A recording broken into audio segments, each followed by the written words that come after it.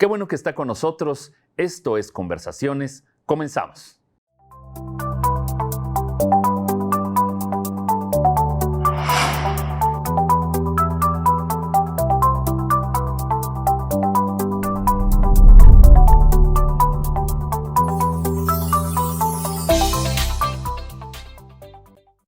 Nuevamente le doy la más cordial bienvenida a Conversaciones. Mi nombre es David Estrada y yo lo invito a que nos acompañe la siguiente media hora porque vamos a tener una plática, una conversación muy interesante. Nuestro invitado de esta ocasión es ingeniero civil de profesión, pero es un apasionado de la historia local, nacional e internacional. Desde hace ya casi 3 décadas, en Radio Universidad conduce un exitoso programa, Ecos de la Antigüedad, y me da mucho gusto dar la bienvenida a mi queridísimo amigo Raúl Rodríguez Lucio. Bienvenido, Raúl, a Conversaciones. David, yo encantado de estar aquí contigo en tu casa. Gracias. Es un honor para mí estar contigo. Para mí es un honor que estés tú aquí y pues te doy la más cordial bienvenida para hablar de un tema que nos apasiona, que es la historia, ¿no? Sí, yo sé que a ti también, así me consta, claro que sí. Estimado Raúl, platícame quién eres. Para iniciar, ¿quién eres tú? Danos tus generales para el público y para el auditorio. Sí, mira, David, yo soy, digamos, en primer lugar, un apasionado de la historia, ingeniero civil, que hizo la carrera aquí en México. Me crié, aquí en Querétaro, me crié en la Ciudad de México. Estudié ingeniería civil en la Universidad Autónoma de Querétaro, pero desde chico soy un seguidor verdaderamente fervoroso de la historia y eso vino a cambiar hasta que llego a mi punto de contacto en Radio Universidad Autónoma de Querétaro.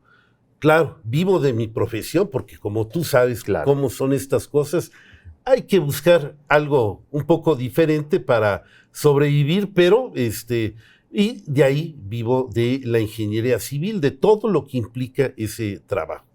En general, digamos, un resumen cortititito.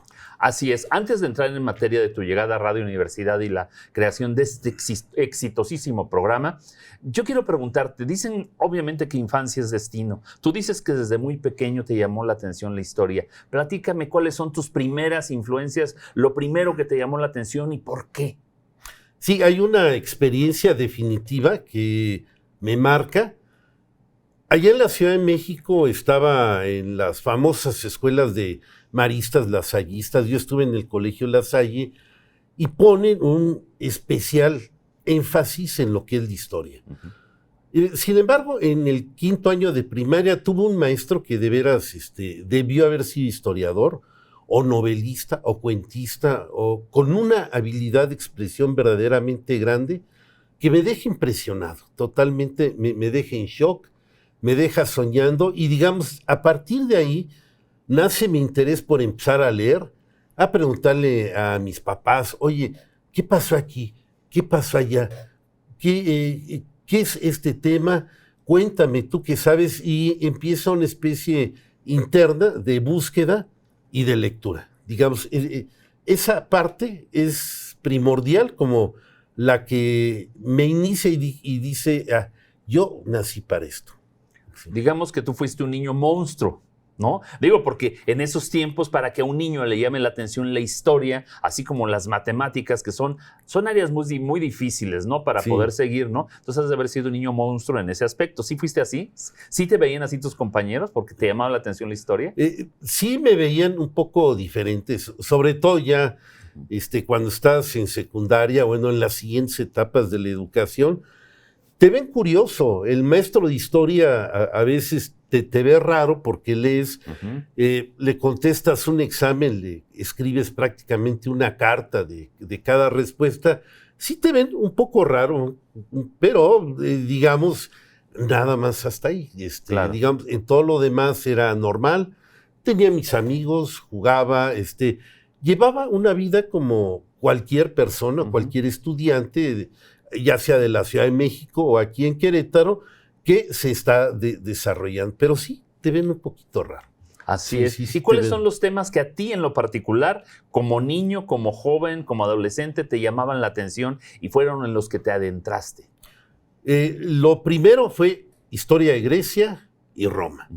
en la primaria, a leer todo lo que significaba Grecia y Roma, de libros de texto, lo que hubiera en la casa, y ahí empieza una investigación muy seria con un primo que era de mi edad, entre los dos nos dábamos vuelo, y ya entrando como a secundaria, digamos, entra un gusto por conocer la Segunda Guerra Mundial por alguna razón, que eran los tiempos de la Guerra Fría, en donde los padres estaban involucrados ya sea de un lado o de otro, o tenían opiniones muy frescas de quién había sido Hitler o quién había sido Churchill o Stalin, todos estos personajes de la Segunda Guerra Mundial. Entonces también se jala un poquito mi atención a temas más actualizados, y ya cuando estoy en la carrera, historia de Israel y finalmente el Jesús histórico. O sea, derivado de estar estudiando todo lo que es historia de Israel en plan histórico, con método, inevitablemente entras al personaje central que dice se tiene que manejar con reglas de la historia, y entro a ese estudio de este personaje. Así es, la historia es apasionante, pero la historia por lo general, para la generalidad es algo aburrido. ¿Tú qué les dirías a los maestros, a los encargados de impartir historia? ¿Cuál pudiera ser una fórmula para interesar a los niños, a los jóvenes en esta materia que al final de cuentas es parte de nuestra vida, lo que nos ha llevado a lo que tenemos nosotros en la actualidad? Yo creo que, porque he visto muchas cosas, no es, a ver, fulano de tal, tú que estás al frente, empieza a leer, abre el libro en la página 20 y empezamos a leer, y luego el que sigue, no. El maestro de historia tiene que sentir lo que va a decir, tiene que utilizar toda su emoción, todo su talento, todo el ansia de acaparar a la gente, de estar ahí, para dejar la huella y mostrar, digamos, lo importante que es estudiarlo, porque para mí la historia se asemeja en singular y en plural. En singular puede ser uno mismo si uno empieza a aprender a repasar lo que haces de niño, lo que haces de joven, tus aciertos, tus errores, y los tomas en cuenta, puedes corregir, puedes evitar en un futuro. Y lo mismo es para la historia universal, pero en un aspecto colectivo. Es importantísimo la historia, como las matemáticas, como la física, como algo que se debe de tomar en cuenta, porque además es lo que te da una identidad, lo que te da una pertenencia en el ser, en algo, en que te guste. Es verdaderamente muy importante porque te da sentimientos, te da puntos de análisis, y también es importante enseñar a decir, a no cargarte siempre o del lado de los vencedores o los vencidos, sino siempre buscar objetividad y buscar los hechos reales y tratar de comentarlos de una manera en que sea totalmente imparcial. Es difícil. Claro. Ciertamente es muy difícil porque uno se involucra sentimentalmente cuando vas a hacer algo, pero siempre hay que intentar ser neutro, pero poner todo el cariño, todo el amor, todo lo que es la esencia de alguien en tratar de transmitir. Creo que esa es una de las claves. Así es. Vamos, si es que la palabra existe, a historiar un poco. Y quiero que me platiques de tu juventud. ¿Cómo era? A ti te toca la década de los 60, ¿no? En tu juventud. Sí, totalmente. Una década que fue determinante, decisiva para... A mí me hubiera encantado vivir en esa época, porque fue decisiva para la historia de la humanidad, donde se dieron muchos acontecimientos importantes. ¿Cómo los viviste tú?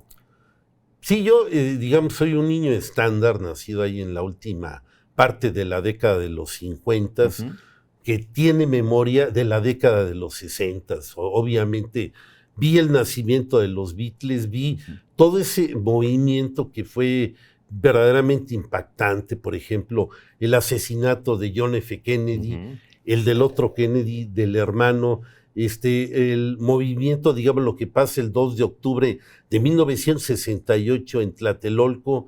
Los primos, que son más grandes, unos nacieron aquí en Querétaro, en que están metidos en todos esos movimientos. Fueron muy fuertes. En la década de los 60 yo estaba así. Ay, qué interesante. O sea, llévame, ¿no? Vamos, aquí, llévame allá. A veces lo hacían, a veces no.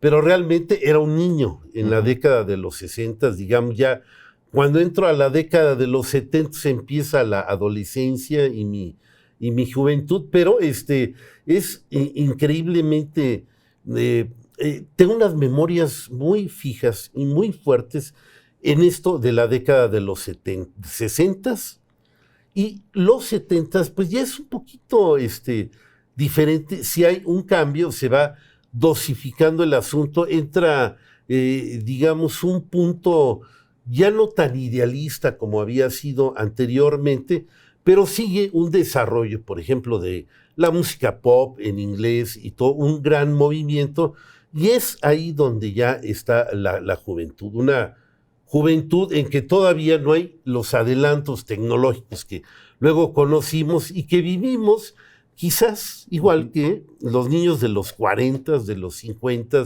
que salíamos a la calle, que jugábamos fútbol, que al burro 16, que tantos juegos que había y que era fácil estar ahí y pasarte todo el tiempo. Así fue mi vida, también en parte de los 70, en que se hacían, por ejemplo, las fiestas cada fin de semana, primero allá en la Ciudad de México, luego aquí.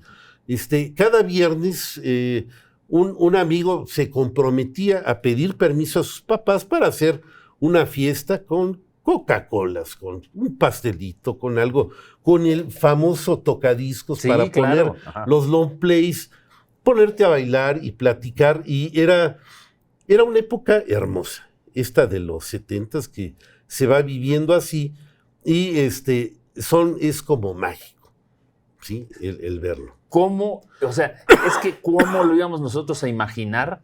¿Cómo podíamos imaginar un teléfono celular? O sea, era imposible en esa época, ¿no? Una computadora, con todos los adelantos que tiene una computadora. Digo, ahora, con una computadora buena y conociendo los programas, uno puede diseñar, puede grabar, bueno, el teléfono puede, o sea, son adelantos que en nuestra vida jamás lo podíamos, en nuestra infancia, en nuestra juventud, no lo podíamos imaginar, ¿no? Son las grandes ventajas de este progreso, ¿no? Absolutamente, sí, ni siquiera lo más que había, la regla de cálculo que usaba mi papá, ingeniero también. Yo no fui muy original, o sea, yo cuando me toca decidir qué es lo que tengo que estudiar, ya estoy en Querétaro y sabía que iba para historia, pero circunstancias personales hacen que no me quiera ir de Querétaro, a irme a México, y digo, ¿qué es lo más fácil? Seguir la carrera de mi papá, ingeniero civil. Mi madre me dijo alguna vez, no seas historiador, acaban como maestros, sí, y les pagan muy poco y se mueren de hambre. Y quedé, ay, no. Y además no estaba tan profesionalizada la carrera. Sí, no, dije, no. Entonces, pretexto perfecto, me tomo de ahí y entro, qué original, la misma carrera que sigue mi padre y siguieron mis hermanos. Todos nos fuimos y vamos ahí, total. Él nos abrirá camino cuando empecemos a trabajar de manera, y fue así como lo decidí, pero si hubiera sido un ejercicio, digamos, más consciente, probablemente, pues sí, me hubiera tenido que regresar a la Ciudad de México, que no tenía mucho tiempo de estar en Querétaro para estudiar historia, pero no, ya quería estar aquí. Así realmente es. Fue lo que pasó. Y ahora sí, entremos en materia de ya recibido, ya ejerciendo, haciendo tu vida. ¿Cómo surge la oportunidad de trabajar en Radio Universidad, de hacer este programa Ecos de la Antigüedad, emblemático, que sale en Radio Universidad desde hace casi 3 décadas? Mira, esta historia ya la he contado muchas veces, pero creo que a todo mundo le gusta. Es leyenda, ya desde hace 20 y tantos años que lo cuento. A mí me encantaba escuchar la radio, siempre estaba muy atento. La música de Radio Universidad, creo que tú llegaste a estar ahí. Sí, fue mi primer trabajo. Seguramente ahí estabas cuando yo era un fan de la radio, tanto la música, pero obviamente fueron 2 programas los que me cautivan, el de Visión de Querétaro, de José Guadalupe Ramírez y Álvarez, que fuera rector y cronista de la ciudad, y Testimonios de Salvador Pérez Aguilar. Claro, Chava. Que sobre todo ese, lo hacía tan bien, o sea, tenía una prosa tan interesante, una forma de decir, combinaba con música, que hace que yo, un apasionado de la historia, vaya a Radio Universidad y llegue con mis cassettes, los que se usaban, para que me grabaran esos programas, si había manera, porque los quería disfrutar. Y es ahí cuando dicen, ay, qué petición tan rara, pero cómo no. Y me pasan con Ricardo Chapa Quintanilla.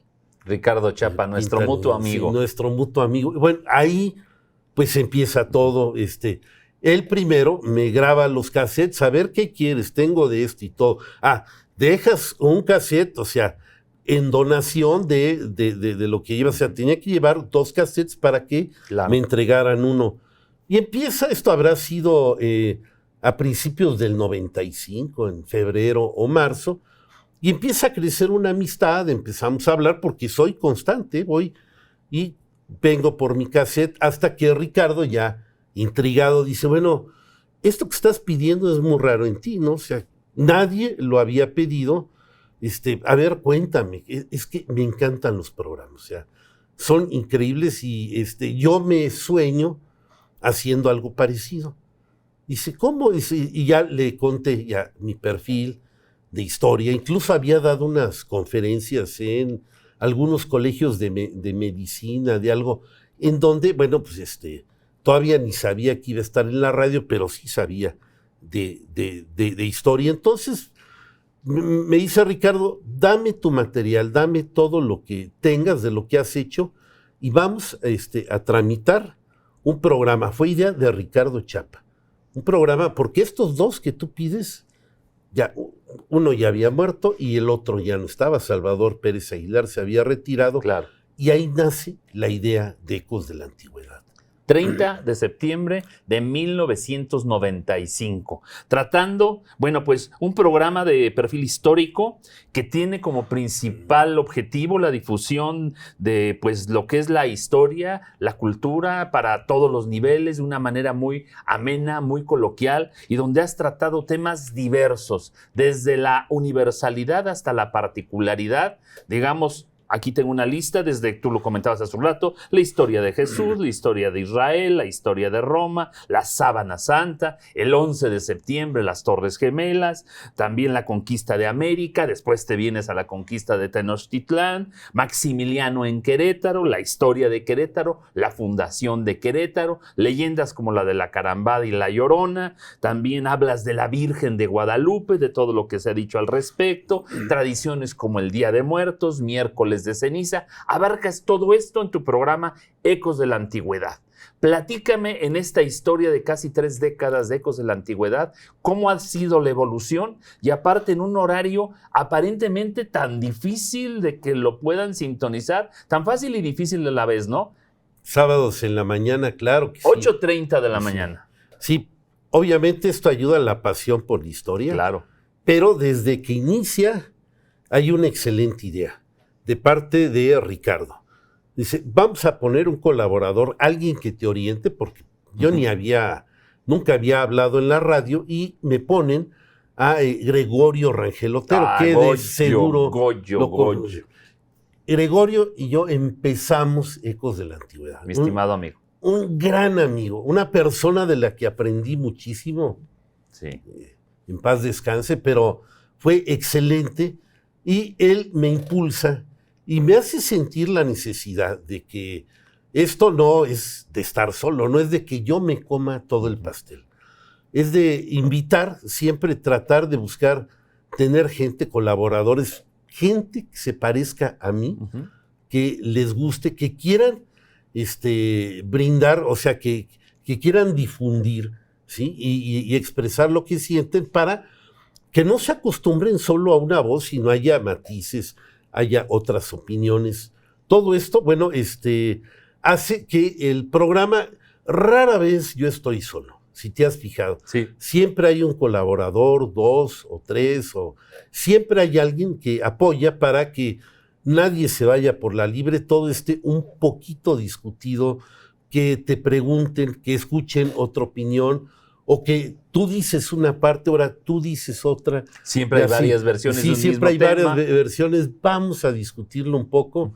Y esto hace que haya, como tú dices, casi 30 años, pues hubo un equipo de colaboradores del siglo pasado, de grata memoria, de la primera década del siglo nuevo y los que vienen. O sea, ha habido mucha gente, colaboradores valiosísimos que han dado aquí la vida en Ecos de la Antigüedad. Hay que nombrar, porque sí, por favor. Se me hace, o sea, Gregorio Rangel Otero es, digamos, el primero, es como quien dice el que me da la patadita, el bautizo ahí, con Ricardo Chapa, nosotros grabamos, pero viene Guillermo Murillo, digamos, un doctor de grandes conocimientos, está René Platini Godínez, también un músico, está Ricardo Moreno, tenemos, por ejemplo, ya más actualmente, gente como Gerardo Sánchez,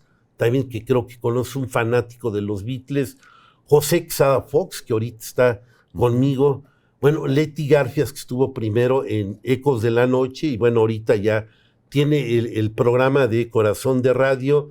En fin, Esteban Galván Reséndiz también. Claro, hijo de Esteban Galván. Hijo de Esteban, un grandísimo colaborador. Y Esteban Chico, por ahí va, Sí, un sí, brillante sí. también, amigo y conocido mío, claro Sí, que sí. entonces, digamos, han sido varios. Si omito, discúlpenme, porque sí.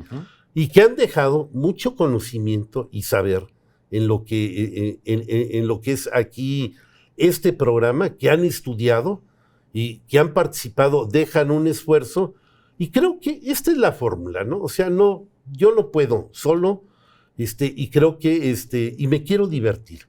Quiero estar contento cuando haga el programa, y cómo me divierto estando acompañado y teniendo a alguien que debata o que me dé la razón o algo, pero que se vuelva entretenido, que no parezca un monólogo, que a veces tenga una sensación como que sea de mesa redonda, y creo que ha sido la fórmula en donde también a veces implementamos, tú me has ayudado, hemos dado conferencias también desde el siglo pasado, Sí. ahí en la estación del tren, cuando tú me coordinaste algunas, Así es. en varias partes, en muchos lugares, a veces caseras que hemos organizado, talleres que hemos organizado, algún curso o algo. O sea, no solo es la radio, también hemos tratado de sacar un poco de esto afuera para tener contacto con la gente, porque nos hemos dado cuenta que realmente sí ha impactado, sí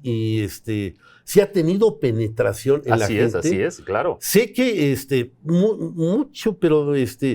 muchos ciudadanos de aquí de Querétaro se despiertan el sábado en la mañana y ya le prenden a la radio ya como un hábito, ¿sí? No que se encuentra en el programa de casualidad ni nada. O sea, es mucha gente que lo sigue fielmente y son seguidores desde mucho tiempo, por lo cual tratamos de hacer estas actividades extra radio para tener más contacto con ellos. Así es. Estimado Raúl, tú sabes cómo es el tiempo implacable en radio y en televisión, es igual, y estamos llegando al final del programa. Y yo te quiero comprometer a que en un futuro vuelvas aquí para que hablemos así con ese estilo tan particular que tú tienes, toquemos algunos temas en general y lo podamos hacer en otra ocasión, porque por esta vez se nos ha acabado el tiempo. Con muchísimo gusto, esperando que también que vuelvas a estar con nosotros. Ya estuviste una vez, también fue un gran programa, ¿eh? Fue increíblemente bueno ese programa y lo recuerdo mucho. Y pues ahí nos veremos, hacemos intercambio. Allá y acá, de visitante y local. Así es, digamos, y ya lo sabe. Deportivos. Recuerde que el programa Ecos de la Antigüedad sábados 8:30 de la mañana en Radio Universidad, la radio universitaria. Querido Raúl, que pases pues, un excelente día y muchísimas gracias por estar aquí. Muchas gracias, David. He pasado un gran momento contigo. Lo he disfrutado. Creo. Yo también, y cuando se pasa rápido es de que las cosas salieron bien. Gracias. Estoy seguro que sí. Gracias. Bueno, pues ya lo sabe. Nos vemos aquí la próxima semana. Mi nombre es David Estrada. Hasta la próxima.